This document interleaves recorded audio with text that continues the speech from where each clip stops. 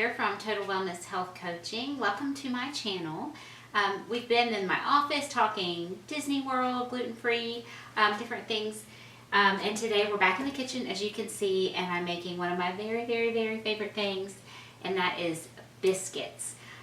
This is not a paleo recipe, although I do have a paleo biscuit recipe. Years ago, when I actually first started my blog, I wrote a book, an ebook called Your Paleo Holiday, and it's full of recipes for some of, your favorite holidays throughout the year. Thanksgiving, Christmas, New Year's, Valentine's Day, that sort of thing. And I have a paleo biscuit recipe in that book, and so I'll link that. But this is just a gluten-free recipe, and this is how I look at it. No, it's not paleo. It has dairy. We've got buttermilk. We've got egg, or butter, ricotta cheese even. It's not grain-free. We're using all-purpose gluten-free flour. But number one, I've never seen a gluten-free biscuit in a restaurant. I'm sure someplace around this great world that exists, but I've never seen it any place I've ever traveled. And it's one of my favorite things. It's an indulgent food. It's a treat food for sure. So it's something that I just know I have to make at home. And it's not hard, but some recipes are just easier to show than to write up. Now, I do have this recipe written up for you, and I will link that on my website where you can get a printable version and everything. That's totally free. But the other benefit, other than we can just have them, right? We can have gluten-free biscuits, is that if I make this from home, I know exactly what's in it. I'm using my whole milk ricotta that doesn't have xanthan gum in it, and I'm using my grass-fed butter and my pastured eggs, and I'm using this King Arthur flour, and I know exactly what's in it. And instead of just a bunch of table sugar, the little bit of sugar, I'm going to use my pure maple sugar. So whether you use these exact ingredients or not, it doesn't matter. It just, my point is that making this at home is going to be better than probably anything you're going to find in a restaurant. So the way we make biscuits, we put our dry stuff in, we cut in our fat, which could be butter or lard or palm shortening, and then we add in our liquid, mix it up, cut them out. There are our biscuits, okay? So again, I'm using the King Arthur flour, all-purpose gluten-free flour, and we want 2.5 cups of this. So it's very fine. I don't need to sift it, and I'm not going to weigh it. It's not a weighing type of recipe because it's one of those that we can just adjust based on our knowledge of how to make biscuits, and I'm going to teach you that. If you don't know, that's 1.5 cups. That's 2 cups. That's 2.5 cups. Weighing your ingredients when you're baking is absolutely the most precise, and that is really good to do sometimes. It's just not super necessary with this type of recipe, so we're not going to do it. We need also a 1/4 teaspoon of baking soda. It's really as much for flavor as it is for leavening in this particular recipe. So 1/4 teaspoon. I try to put everything back there when I'm done with it so that I remember I'm done with it. If you've ever watched any of my videos, you know I tend to forget. Like, ooh, did I put that salt in? So that was 2 teaspoons of salt. You can see it's the pink Himalayan salt. It's just what I always have. I want a tablespoon of baking powder. This is actually a gluten-free, aluminum-free baking powder from Thrive Market. It just comes in a bag. And so I keep filling up this old Clabber Girl can because I like it. I like the little edge, And then we do need a little bit of sugar. So you could use regular white granulated sugar if that's what you have. You could use coconut sugar if you want to keep it more of a natural sugar. This is maple sugar, which in this case today I'm actually making a sweet biscuit. My son wants these for breakfast. And so using the maple sugar will be fine. It will really not impart any discernible flavor, quite frankly, with that small amount, but it's just what I prefer to use over the granulated sugar, which I do use that sometimes. So we've mixed our dry ingredients together, and now we're going to cut in our butter. If you have one of those pastry cutters, it's like usually like a wooden handle and then kind of a U shape of wires. You could use that, but I don't have one. I took this is 6 tablespoons of grass-fed butter, and I cut it up into these little cubes, which you can see, and put them in the freezer just about an hour, maybe an hour and a half ago. It's so warm today that I got the butter out of my refrigerator, got out my cutting board, got out my knife, and cut it, and it was super soft already. It softened up really fast. You could use a food processor for this if you wanted, but I'm just going to use my fingers. And for one, that lets me feel it. I'm not going to overwork it. Though generally the reason for not overworking a quick bread like this, which biscuits, muffins, that's banana bread, that kind of stuff would be a quick bread, is because you don't want to kind of overwork the gluten and make your baked good kind of stretchy or sometimes gummy. But we don't have any gluten, right? We're working with gluten-free flours. I don't have to worry about that, but still, if I'm using my fingers, I can tell when it's done. I don't have to wash the food processor when I'm done. I will use my food processor for sure, especially my little mini chopper. I use that all the time, but for this kind of thing, it's like get your arm and finger workout and work your stresses out. And I cut it in such little pieces. I really could not do very much of this and it would be completely fine. I was trying to think if you could make this dairy free, and you could for sure. Now, as I said, I'm using real good quality butter. If you've never tried Kerrygold or one of the other grass-fed butters, like Trader Joe's has their own, Costco has their own. There are lots of kind of store brand grass-fed butters now.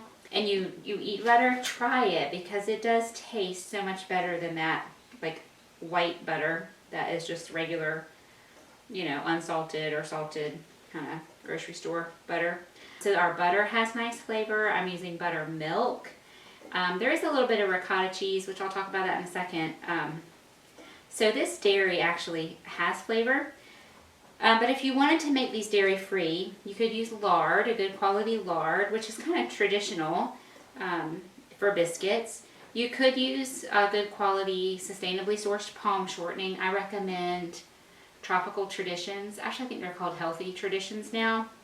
That's the one I use. You've probably seen me use it in I have the big gallon bucket of it. Again, like I made the butter really cold, I would, if you want to use the palm shortening or the lard, go ahead and scoop it out, measure it, put it in a little bowl, and put it in the freezer so it's really cold. And there are lots of dairy-free milks.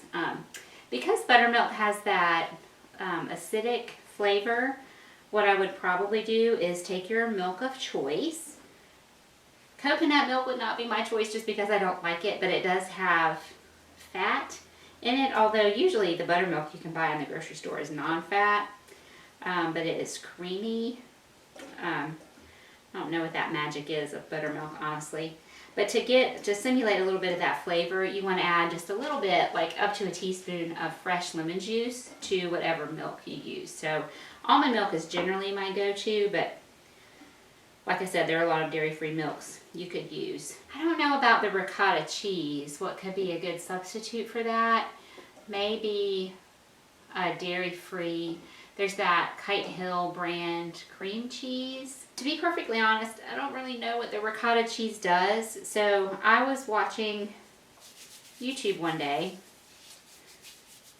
and what popped up for me was a gluten-free biscuit recipe.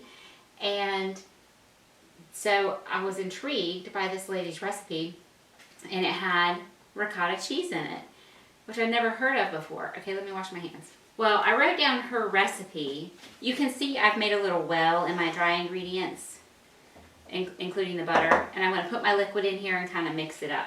So I wrote down her recipe, and I made it as she wrote it, and it included 3 tablespoons of ricotta cheese and buttermilk and an egg. Well, I made her recipe, I was following the recipe, and it didn't work. It was way too dry. I mean, way too dry. Ended up having to add a lot more milk than she called for, and she called for draining the ricotta. You see this? There is, because I have used this, there's liquid that's accumulated on the top, so I'm going to get rid of that. But she wanted you to drain the ricotta, and I just thought, that is crazy. Her recipe, I'm sorry, I don't remember who it is. I would certainly give credit, but I don't remember. And quite frankly, like I said, the recipe, it was unnecessarily complicated, and it didn't work. But I would like to know the reason for the ricotta. I'll have to research that. If I figure it out, I'll leave it in the notes. But I did follow that recipe up to like this point, and I realized this is not going to work. But I liked the flavor of it, so I've continued to put the ricotta in.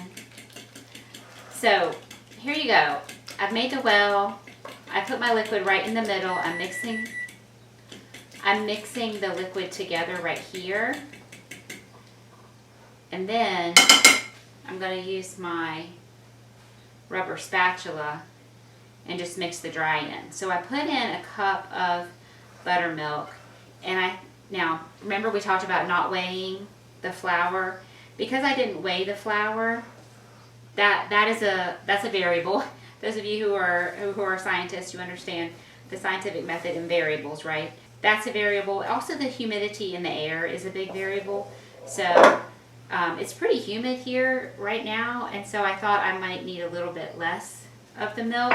The way I have worked this out in the past is it takes typically 1.5 cups to 1 3/4 of the buttermilk. So I poured in 1/2.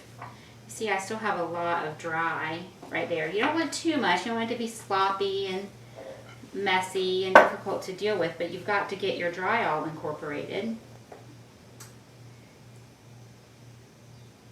I'm thinking I just need to officially say it's 1 3/4 cups, because it seems to always take just about that amount. Okay, that's good. Not quite 1 3/4 cups. You can see I've got like a tablespoon left in there. I actually need a little bit more flour. I like to bake my biscuits in my cast iron skillet. I couldn't remember which size I needed, so I got out my 2 largest. Oh, you know what I forgot to do? So my son wanted sweet ones, I told you. So this is the basic biscuit recipe right here. He wants sweet, which usually I put in dried blueberries. And I couldn't find dried blueberries today, but they have these dried mixed berries at Aldi, which are cranberries, cherries, and blueberries. And I usually put in the whole bag for a whole recipe, and it's 5 ounces. These aren't my favorite. I would love to just go get real, fresh fruit and dehydrate it. I just haven't done it yet because there's a little bit of oil and there is a little bit of sugar added to these, so that's not the healthiest choice, but it's okay. You know, we don't want, what do I say all the time? Don't let perfection be the enemy of the good, okay? So put a little bit of flour on your work surface. You can put a piece of parchment out. If you have one of those old-fashioned cutting mats, like a pastry cutting mat, my mom had one of those. But I typically just use my countertop. And I got out my rolling pin and my bench scraper, though I usually don't use my rolling pin.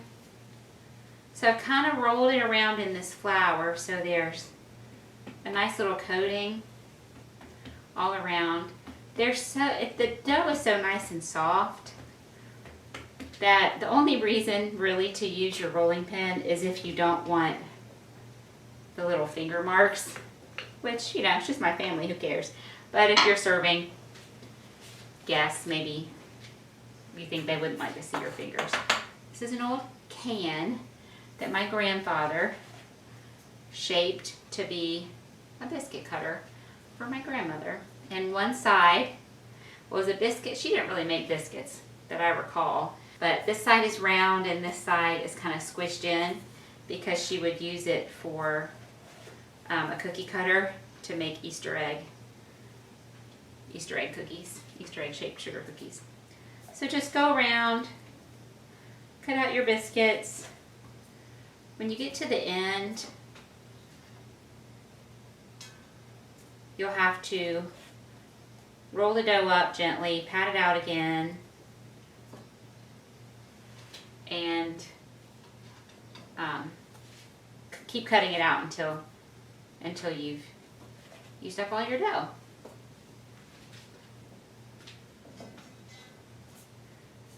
At this point, because again, I can't remember the quantity. I know I wrote down that it makes about 15 biscuits.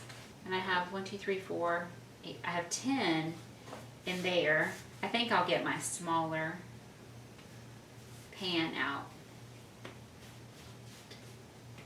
Because our dough was wet enough, I got enough buttermilk in there. It goes back together really nicely. Just pat it back together again.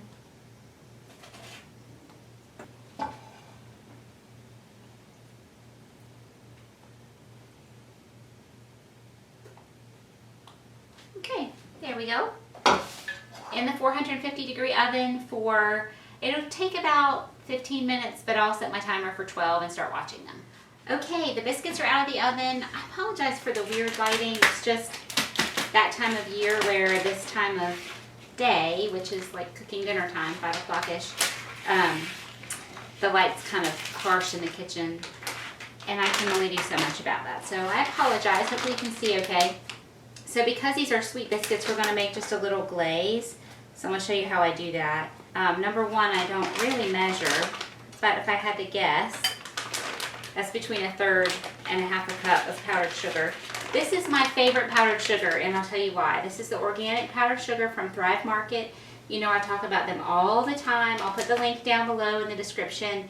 That will get you, I think right now, it's $40 off your first box, which it's how I get all these, you know, my specialty flours and organic canned products, that kind of thing, for way cheaper than like a Whole Foods or any other health food store.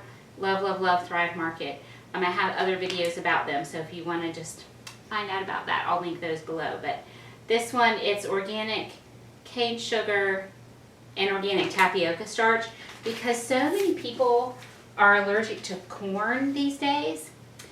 So this is the only one that I have found that doesn't have corn. There may be others at select stores around the world, but where I live, which I have access to a lot of different stores, even at my Whole Foods, I can't find a powdered sugar that doesn't have cornstarch in it. So a little bit of vanilla and then some water. Added way too much water, I was just about to say. Just put in a teeny bit at a time until you get the right consistency. And I just poured in way too much, so I have to put in a little more sugar, which is okay because any leftover glaze I can put in an airtight container. Well, not airtight, you know, a little container with a tight fitting lid.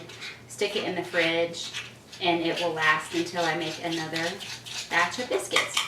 In my house we call these bowberry biscuits. I'm sure that's trademarked and we're not supposed to say it. But they're like the sweet biscuits from Bojangles, which is a regional fast food place where we of course do not eat because there's nothing we can eat there, but they have, it's like a fried chicken and biscuits place, and they have these sweet biscuits with blueberries in them. So you want your glaze to be about this consistency, you know, very specific, this consistency. It's a little thicker, it's a little thinner, whatever. You just don't want it too thin so it just runs completely off. Now when I get my biscuits out, I just very unceremoniously, as you can see here, cut one in half to make sure it's done. These were in the oven for 17 minutes, and you see there's just a slight browning right here, just a little bit of browning. Here's my other pan. If there's a lot of brown all over, your biscuits are probably going to be overcooked. So just look for that slight browning, and then, like I said, I cut one open. I just take my knife and slice a little bit and look to see if it looks dry inside. Again, it's real hot. So it doesn't look dry like dry flour, but it doesn't look like wet dough. You know what wet dough looks like. We don't want wet dough. Okay? And then normally I just leave these in the pan to cool, but this is probably better. I love it when my biscuits, that's why I pack them in the pan like this, when they kind of stick together and they have that softness on the sides where they're touching their neighbors. That's just what a real biscuit is like, and it makes me super happy. My son came up to me this morning. I was riding the exercise bike, and he said, "What do we have for breakfast?" And I just looked at him and said, he asks me that all the time. The house is full of food. We never have no food. I have friends that say, "Oh man, I got to go to the grocery store at lunch today to get some lunch because we have no food in our house." Like, really? What do you mean by that? How do you have no food in your house? We always have lots of food. Now granted, I work with food, right? But we always have lots of variety of food. What do we have for breakfast? And so I just looked at him and said, "What kind of answer are you looking for from me when you ask me that question?" Because there's sausage in the freezer. The special sausage that he likes is the Applegate Farms classic pork sausage links. They put it in the microwave for a few seconds. Both my kids like it. We have some cereal. We have milk. We have fruit. We have eggs. We have this egg casserole I make for my husband all the time. It's in the freezer. He can just heat that up. We have lots of stuff. What are you looking for? Well, cereal and sausage is good. I didn't know if you had made like some biscuits or muffins or something and hadn't told me about them. No. Do you like some biscuits or muffins or something? So anyway, I've been wanting to make this video anyway. I would have probably made plain biscuits because I would love a plain biscuit slathered with butter, which is what I'll do with this little baby one. But I'm going to make these for, a breakfast treat for them. I cut that one the wrong way. I'll just go ahead and cut this little tiny baby for you to see the inside. These have such a nice texture and flavor. That's so good without the butter. These have to cool before I can put the glaze on, or the glaze will just run right off, so I'll just set that over there. It's been so long since I have had a gluten-containing biscuit, but I would say this recipe is the closest I've found to what I remember a classic biscuit tasting like.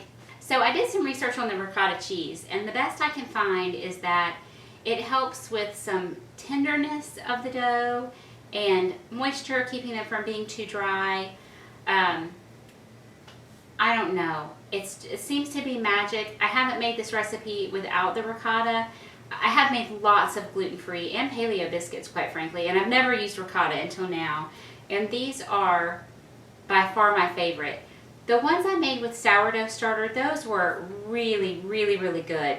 I'm just not keeping a sourdough starter right now, so I can't make those just on a whim. But these, now they do take the ricotta and they do take buttermilk, which I don't have in my refrigerator all the time. So when I have those ingredients, we'll have biscuits a lot. So in fact, I think I'm going to probably use up the rest of my ricotta and buttermilk and make a few more batches of these and put them in the freezer. And that way, when that hungry teenager says, "What's for breakfast? Do we have any biscuits?" I can say, "Why, yes, they're in the freezer." So that's the reason for the ricotta. I would make this recipe just the way I have done if I were you. You could use a different gluten-free flour blend. Bob's Red Mill I find to be pretty interchangeable with King Arthur in the recipes that I have used them in. I have my own gluten-free flour blend that I have made for a long time. But honestly, when I can get the King Arthur on sale, it's cheaper than buying all those components and making it myself. So that's why I've been using that one a little bit more lately. Anyway, I hope that you make these biscuits. If you are a biscuit lover like me but need to eat gluten-free, I sincerely hope that you will give this recipe a try, that it won't be super burdensome for you, that it will be a real treat for you and for your family, and that you love them. Obviously, you can make these plain and then make like bacon and egg sandwiches, wrap those up, have them in the fridge for quick breakfast or in the freezer. Usually we have biscuits when we're having breakfast for dinner, that sort of thing, with eggs and bacon and fruit and that kind of stuff. You could put all sorts of fruit. You could put cinnamon in them and make them like a cinnamon roll almost. So get creative. Let me know what you try. Let me know how it turns out. And I have a huge favor to ask. We have these tiny little ants in our kitchen, which we have gotten them through the years periodically. Usually once or twice a year we get them. We usually get them in a different part of the house. But they came to the kitchen like 2 months ago. And all the things I have tried to get rid of them are not getting rid of them. So if you have a magic secret for getting rid of those teeny little ants, preferably something that isn't poisonous or caustic in some way, because they're marching across my kitchen counter. It's awful. Please leave that in the comments. I would love some advice. And I would love it if you would subscribe and hit that bell notification icon and hit the like, the thumbs up thing. That just helps support my channel. Lets me know that you like this kind of content. And I just really appreciate you watching. I hope you have a great day. And I look forward to seeing you back here in the kitchen next time. Have a great day, everybody.